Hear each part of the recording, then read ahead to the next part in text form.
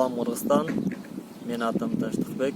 Мен Юсуп Баласан атындагы Кыргыз Улуттук университетинин Кыргыз-Кытай факультетинин бүтүрүүчүсү болом. Азыркы тапта Кытай Республикасынын Ички Монголиянын Борбор Хот шаарында магистратураны аяктап жатам. Мен Кытайга келип калганымдын бирден бир себеби Кыргыз-Кытай факультетинин мугалимдери ар бир студент менен жекече иштешип, ар бир студенттин ички потенциалын өсүшүнө жасаган басымын негизинен улам келип отурам деп ойлойм.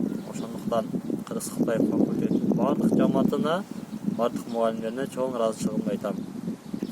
Өзүмдүн факультетим жөнүндө айтып кетсем, Кыргыз-Кытай факультети бардык жаңы технологиялар менен жабдылган жана мугалимдердин профессионалдык деңгээли өтө бийик.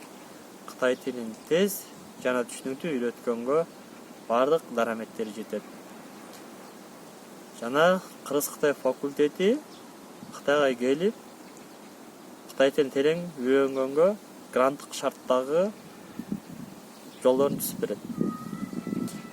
Ошондой эле Кыргыз-Кытай факультети Кытай тили экономика, Кытай тили юриспруденцияны да чогуу үйрөтөт.